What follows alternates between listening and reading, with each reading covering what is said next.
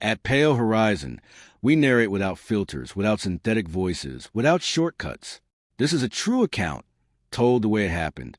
I'm Marcus Reyes, and tonight's story comes from beyond the Theshan Veil. Subscribe if you want more of these. Now, let's begin.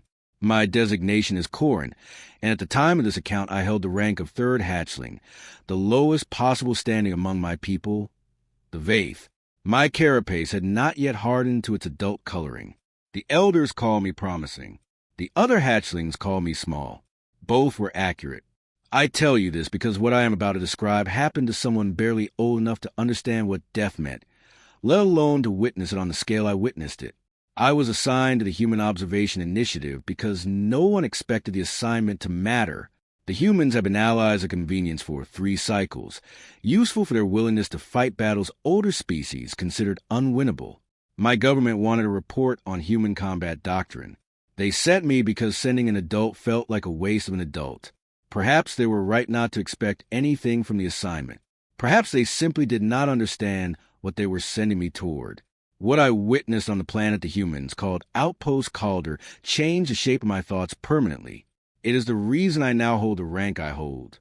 It is the reason my people no longer fear the word Sevek the way they once did, though we still should. Let me begin at the landing.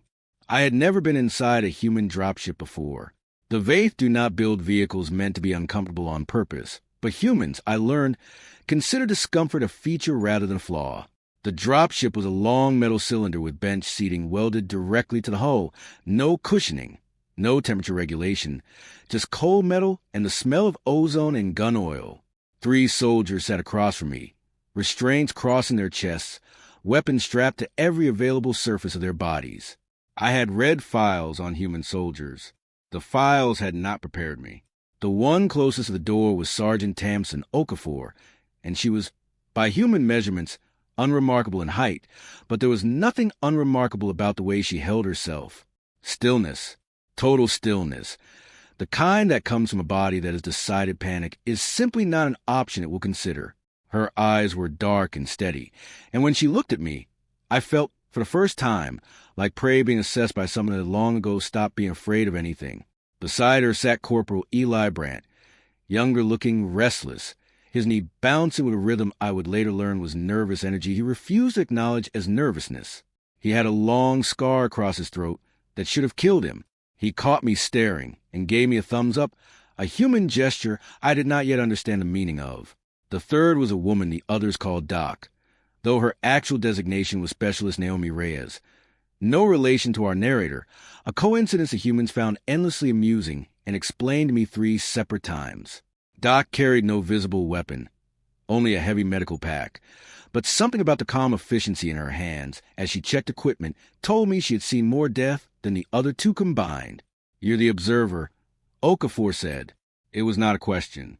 "Corin," I said, "3rd hatchling designation, Vaith Observation Corps. You ever been in combat, Corin?" "No." "You ever seen a Sevek?" "Only recordings." Okafor exchanged a look with Brandt that I could not interpret then, but understand perfectly now. It was a look of 2 people who knew something terrible and had decided, out of something resembling kindness, not to explain it to the small, frightened creatures sharing their dropship. "Recordings don't smell," Brandt said quietly, and went back to checking his rifle. The dropship's engines roared to life.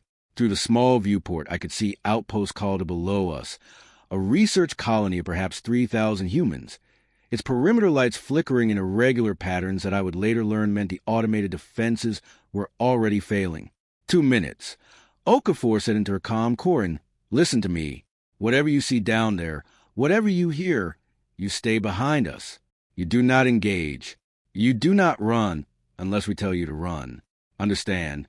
"I understand," I said, though I did not really, not yet. "The Sevek aren't like other hostiles," Doc added, her voice gentle in a way that made my scales prickle with unease. "They don't fight like an army. They fight like a body fighting an infection. Every part of them is trying to consume everything that isn't them." "What does that mean in practice?" I asked. Brandt looked up from his rifle, and for the first time I saw something crack through his restless energy, something old and tired underneath. "It means you're about to see why humans don't sleep well anymore. he said. 1 minute. The dropship's landing was nothing like the violent impact I had been warned to expect from human transports. It was almost gentle, a controlled descent onto a landing pad that was, I noticed immediately, covered in something dark and what that I initially mistook for oil. It was not oil. The ramp lowered, and the smell hit me before anything else did. I have struggled for 40 cycles to describe that smell to others of my kind, and I have never succeeded. The closest I can manage is this. Imagine the smell of something rotting, but the rot is alive, and it is hungry, and it knows you are there. Stay close, Okafor said, and the 3 humans moved down the ramp with their weapons raised, fanning out in a pattern that looked almost choreographed, each one covering an angle the others could not see.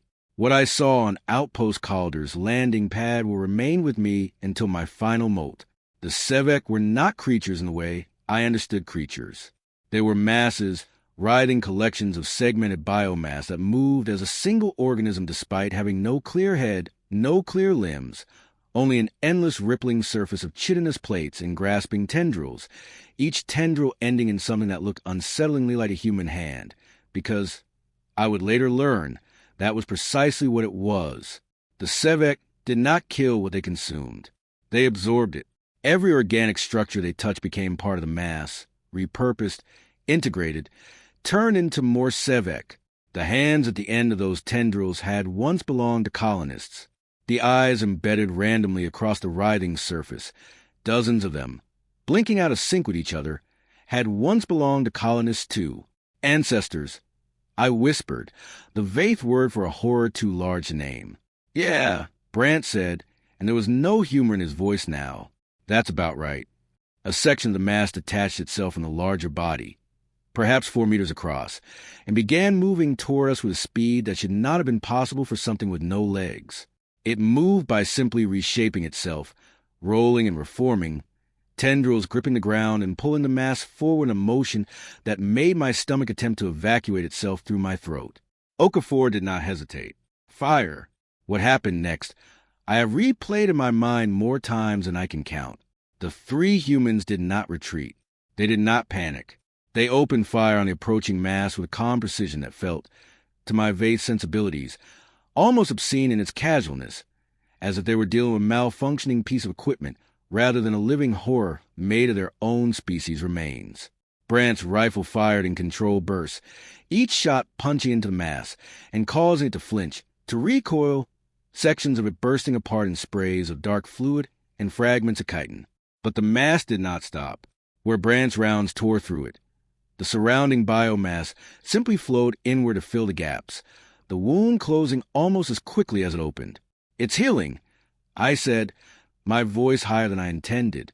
It's not healing, Doc said, crouched behind a barrier, watching the mass with clinical focus. It's redistributing. There's no central nervous system, no core. You can't kill it by hurting it. Then how do you kill it? You don't, Okafor said, and fired 3 precise shots into one of the many eyes scattered across the massive surface.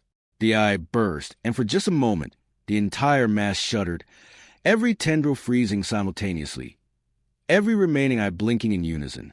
You make it stop being one thing, Okafor continued, already moving, already reloading. Every eye is a sensory node. Every node that goes dark is a piece of the network that goes quiet. Enough quiet pieces, and the mass starts fighting itself instead of us. The mass lunge. I had never seen anything move the way that mass moved in that moment. A tendril, easily 6 meters long, lashed out and wrapped around Brant's leg before he could step back. I screamed, an undignified sound, the sound of a hatchling, not a soldier, not an observer, just a small frightened creature watching a person be taken. Brant did not scream. Brant swore, a long creative string of human profanity, and brought his rifle around, firing directly into the tendril gripping his leg at point-blank range. The tendril burst apart in a shower of dark fluid, and Brant stumbled backward, free, already reloading before he had fully regained his footing. You good? Okafor called. I'm great, Brant said, in a tone that suggested he was very much not great, but had decided that being not great was a problem for later. The mass reformed, the severed tendril already being absorbed back in the larger body, the wound closing as if it had never happened. This is going to take a while, Doc said, with the weary tone of someone who had said this sentence many times before and expected to say it many times again. I want to be honest with you, because the humans taught me that honesty about fear is not weakness. It is simply accuracy. What I felt, watching that mass reform itself after being shot dozens of times, was not fear in the way I had previously understood the word. It was something closer to despair. A creeping, cold certainty that nothing the three humans were doing mattered, that the mass would simply absorb us all eventually, that resistance was, in the most literal sense, futile. I said as much, my voice cracking. We cannot win this. There are too many. It cannot be killed. Okafor did not look at me. She was watching the mass, counting something, her lips moving slightly as numbers passed through her mind. You're right, she said. We can't kill it. Not here. Not with what we've got. Then what is the plan? I asked, my voice rising towards something embarrassingly close to panic. The plan, Okafor said, is to make it angry enough to chase us somewhere it doesn't want to go. I did not understand what this meant. I would understand within the next 10 minutes. And the understanding would reshape every assumption I had ever held about what courage actually looked like. Doc's calm crackled. A voice, distorted by distance and static, came through. Bravo team, this is command. We've got a containment line forming at the colony's eastern reactor housing. If you can lead the breach mass there, we can vent the reactor core directly into the containment zone. It'll cook everything inside, but you need to get clear before detonation. How much time do we have once we're inside the zone? Okafor asked. 90 seconds, maybe less. Copy that, Okafor said, and her voice did not change at all, not even slightly, despite the fact that she had just been told she would have 90 seconds to escape a reactor detonation while leading a living horror toward it. 90 seconds, I repeated, my voice barely a whisper. That is not very much time. It's enough, Brand said, with the confidence of someone who had clearly survived situations with far less time than that, and clearly did not consider this particular situation especially notable. How is it enough? Because we're fast, Doc said, checking the straps on her medical pack. And because the alternative is everyone on this colony gets absorbed, and we'd rather not let that happen. The simplicity of it struck me harder than anything else had that day. There was no debate, no discussion of acceptable losses, no calculation of whether the risk to themselves was proportional to the lives saved. The humans had simply decided, somewhere long before this moment, that the math did not need be done. People needed saving.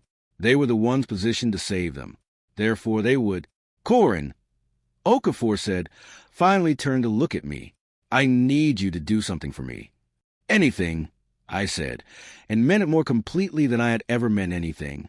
There's a maintenance corridor about 40 meters that way. She pointed toward a structure at the colony's edge, half collapsed but still standing. It leads down to a secondary shelter. There are civilians in there, families, people who couldn't make it to the main evacuation.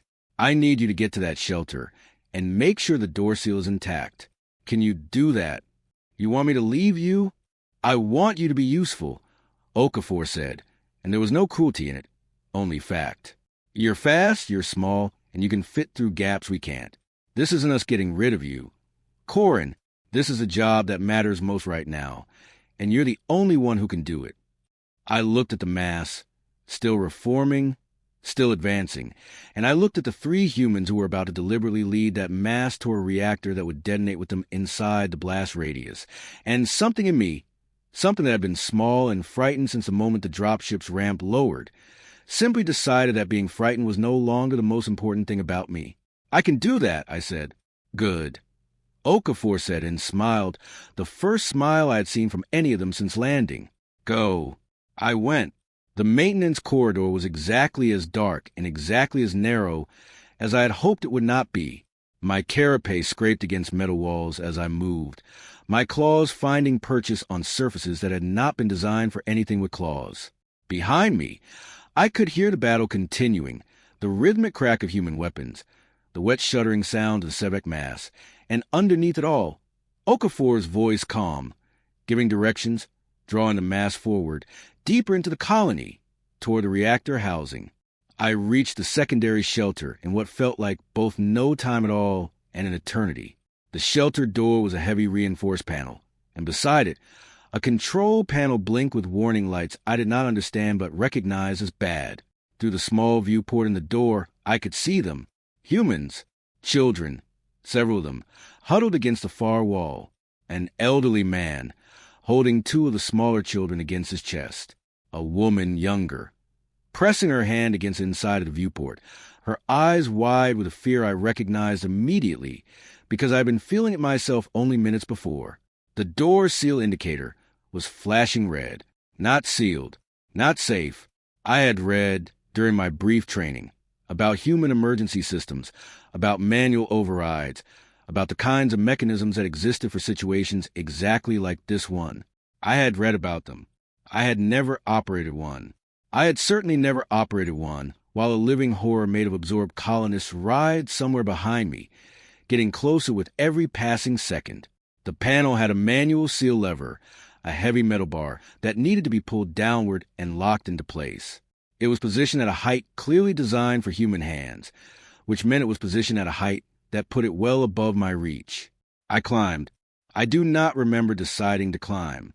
I remember finding myself partway up the wall beside the door, my claws digging into seams between metal panels, my tail providing balance in a way it had never needed before, and I remember reaching the lever and finding it heavier than I expected, heavier than I could move with one limb. So I used 3. The lever groaned, resisted, and then, with a shriek of protesting metal, slammed downward into its locked position. Lights along the door frame shifted from red to a steady green. Through the viewport, I saw the woman's hand drop from the glass, saw her turn and say something to the others, saw relief move through that small huddled group like a wave. I had done it. The shelter was sealed. And then I heard it, behind me. In the corridor I had just climbed through, a sound like wet fabric tearing, and I turned to see a tendril, smaller than the ones I had seen on a landing pad, but still easily as long as I was tall, pulling itself through a gap in the corridor wall, eyes blinking along its segmented length, reaching toward me with that horrible patient hunger. I had no weapon. I had never been trained to use one. I had, until approximately 1 hour earlier, never seen a Sevek outside of a recording, and I did not run. I do not know, even now, 40 cycles later, exactly why I did not run. I have asked myself this question many times, in many different forms, and I have never found an answer that felt entirely true. The closest I can come is this. I had just spent the last hour watching 3 humans face something far worse than this single tendril, without once considering retreat, and some part of me, some small, newly hardened part, had decided that retreating now would mean that none of what I had witnessed had changed me at all. So instead, I did the only thing I could think of. I screamed as loudly as my undeveloped vocal structures would allow, a sound that I am told carries remarkably well through metal corridors, and I grabbed the heaviest object within reach, which turned out to be a fire suppression canister mounted on the wall, and I threw it. I am not strong. I want to be clear about this. The canister did not travel far, and it did not strike the tendril with any particular force. But it struck one of the eyes embedded along the tendril's length, and the eye burst and the tendril recoiled, the entire length of it spasming backward to the gap in the wall. And for just a moment, the sound of the larger battle, somewhere above and behind me, seemed to shift, a new urgency entering Okafor's voice over the comm I still carried. "Corin, you all right? We're reading a localized energy discharge near your position." "I am fine," I said, and discovered, to my surprise, that this was true. "The shelter is sealed. The civilians are safe." "Copy that. Get clear, Corin. We're approaching the reactor housing. Detonation in 60 seconds." I ran, not away from the battle this time, but toward an extraction point Doc had marked on my comm earlier, a small alcove a safe distance from the reactor housing, reinforced against blast damage. I made it with, by my count, 11 seconds to spare. The detonation, when it came, was not loud in the way I had expected. It was a pressure, a feeling of the air itself being compressed, and then violently released, a flash of light, so bright I saw it even through closed eyes and several layers of reinforced wall. And then silence. A silence that stretched for several long seconds before Okafor's voice crackled through the comm, slightly breathless, but unmistakably alive. Containment successful. Mass neutralized. Bravo team is clear. I sat in that alcove for a long moment, my entire body trembling, and I laughed. It was not a controlled laugh. It was the kind of laugh that comes from a body that has just been told it is allowed to stop being afraid, even though it does not entirely believe this yet. When I finally emerged from the alcove, the 3 humans were waiting for me, and I will never forget the sight of them. Okafor's armor was scorched along one side. Brant was missing a chunk of his rifle stock, the weapon held together with what appeared to be improvised wrapping. Doc had a long, shallow cut along her forearm that she was treating with the same clinical efficiency she had shown toward everyone else's injuries. And all 3 of them were looking at me with an expression I did not immediately recognize, because I had not yet learned to recognize it on human faces. "You sealed the shelter," Okafor said. It was not quite a question. "Yes, by yourself, with a Sevek breach happening in the corridor behind you." "Yes," I said again, and felt suddenly, acutely aware how small I must look to them, how young, how unprepared for any of what had just happened. Brant let out a short laugh, the kind that carries genuine surprise in it. "Hatchlings had a spine after all." "We picked up an energy discharge from your position," Doc said, moving toward me, already reaching for her medical scanner. "Are you hurt?" "I am uninjured," I said. I threw a canister at it. "It worked." "You threw a canister at Sevek Tendril," Okafor repeated, and for the first time since I had met her, something in her composure cracked, just slightly, into something that might have been the beginning of a smile. "With no weapon, no training, while we were detonating a reactor 100 meters away." It seemed like the correct response at the time. I said. There was a pause, and then all 3 of them laughed properly. The kind of laughter that comes after surviving something that should not have been survivable, and despite everything, despite the smell still hanging in the air, despite the wreckage around us, I found myself laughing too. "Welcome to the squad, Corin," Okafor said, and reached out and placed her hand gently on top of my head, between my still-forming horns, a gesture I did not understand the significance then, but which I have since learned is something humans only do for people they consider, in some fundamental sense, theirs. That was the day everything changed. I remained with Bravo team for the rest of my observation period, which stretched, eventually, far beyond its original mandate. I was present for 11 more engagements with Sevek breach masses, each one teaching me something new about the strange, brutal, endlessly improvisational way humans approached impossible problems. I learned to use a sidearm, though I was, and remain, a mediocre shot at best. I learned human profanity in 3 different languages, most of it from Brant, who treated swearing as a kind of percussion section for combat. I learned that Doc kept a small notebook in which she wrote the names of every civilian she treated, regardless of species, and that by the time I left, my name was in that notebook too, written in careful human script beside the words, "Sealed the Eastern Shelter, Calder Colony. Save 11 civilians." 11. I had not known the number until I read it in her notebook. I had simply been told to make sure the door was sealed. I had not thought, in the moment, about how many people were on the other side of that door. When my observation period finally ended, the Vaith government recalled me for debriefing, expecting, I believe, a report on human weapons technology and tactical doctrine. What they received instead was a young Vaith who could not stop talking about a woman who placed her hand on his head, and a man who named his rifle, and a medic who wrote down names in notebook. My report was, by the standards of Vaith military analysis, almost useless. It contained almost no technical data. It contained, instead, page after page describing the way humans made decisions, the speed of it, the simplicity, the way they seemed to operate from a baseline assumption that the right thing to do was usually the thing that needed doing immediately, regardless of personal cost. The Vaith elders were not pleased with my report, but one of them, an old commander named Vethric, read the entire thing twice, and then asked me a single question. "If the Sevek came to Vaith space tomorrow, and you had to choose between a fleet of our finest warships and 3 humans like the ones you described, which would you choose?" I did not hesitate. "The 3 humans." "Why?" "Because our warships would calculate the odds, determine the engagement was unwinnable, and withdraw to preserve the fleet. The humans would not calculate anything. They would simply go, and they would keep going until the threat stopped existing, or they did. And somehow, impossibly, it is usually the threat that stops existing first. Vethric was silent for a long moment. Then he said, "That is either the most foolish thing I have ever heard or the wisest. I am no longer certain which." "Neither am I admitted, but I know which one I would rather stand beside when the Sevek come." That conversation, more than anything else, is the reason I sit where I sit today.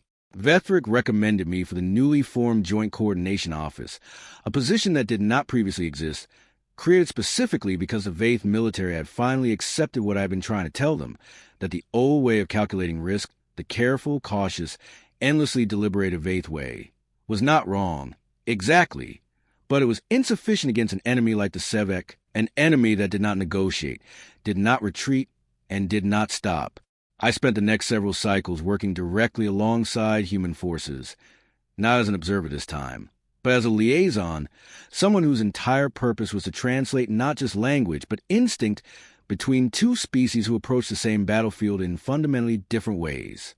I was present, eventually, for the joint operation that pushed the Sevek cluster back from the entire Theshan Vale, an operation that involved 17 species working in coordination for the first time in recorded history, an operation that succeeded in no small part, because enough of those species had by then learned to trust the strange, fast, instinct-driven decisions that human commanders made under pressure. I still serve in that office. I am, as of this recording, the highest-ranking Vaith in the joint coordination structure, a position my younger self, the trembling hatchling who screamed and threw a fire suppression canister at a living horror, would never have believed possible. Okafor retired 3 cycles ago.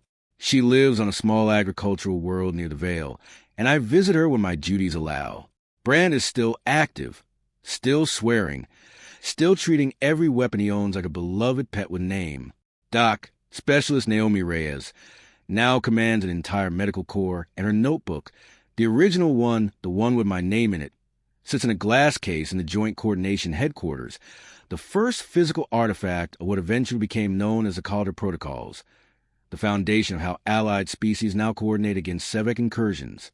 People ask me sometimes what it felt like, that day, watching 3 humans walk towards something that should have killed them without hesitation. They expect me to describe fear, and I do, because fear was certainly present. But what I remember most clearly, what I have spent 40 cycles trying to properly explain to my own people, is not the fear. It is the moment after. The moment when Okafor placed her hand on my head and called me part of the squad, after I had done something that terrified me more than anything I had ever done, something I did anyway. Not because I was brave, not because I had decided to be brave, but because I had simply run out of time to be anything else. The humans have a saying I have heard many times since. Brant told me it once, sitting on a ruined landing pad on a planet that no longer exists in any meaningful sense. He said that courage isn't a feeling you wait to arrive. It's a door you walk through while the feeling is still busy trying to stop you. I think about that often. I thought about it the day I was given command of the Joint Coordination Office, a role I did not feel ready for, a role that terrified me in ways not entirely dissimilar to the way that corridor on Calder terrified me. And I thought about the door, and I walked through it, and I have been walking through doors like it ever since, every single one of them while some small part of me is still screaming and still wants to run. That is the thing the humans taught me. The thing I try to teach every young observer who passes through my office now. Every nervous hatchling sent on an assignment no one expects to matter. It is not that fear goes away. It does not. 40 cycles later, and I still feel it every time before every difficult decision. It is that fear is not a verdict. It is not a vote on what you are capable of. It is simply whether something that happens around you and to you, while you decide, separately entirely on your own terms, what you're going to do next. I threw a canister at a Sevek tendril with no training and no weapon, because in that moment, throwing a canister was simply the next thing that needed doing, and I happened to be the one standing there. 40 cycles later, that is still, as far as I can tell, the entire secret. You do the next thing that needs doing, and you let the fear come along for the ride, whether it wants to or not. Sometimes, late at night, when the Joint Coordination Headquarters is quiet and the only sound is the distant hum of the station's life support, I think about that small, frightened hatchling in the dark corridor, claws dug into a wall meant for hands far larger than his own, and I think about how close I came, in that single moment, to simply freezing, to letting the door stay shut, to becoming nothing more than another name absorbed into something larger and hungrier than myself. I did not freeze, and because I did not, 11 people are alive today who would not otherwise be, and one small faith hatchling grew into something his people needed without ever quite feeling ready for it. Perhaps that is the only kind of ready that has ever actually existed.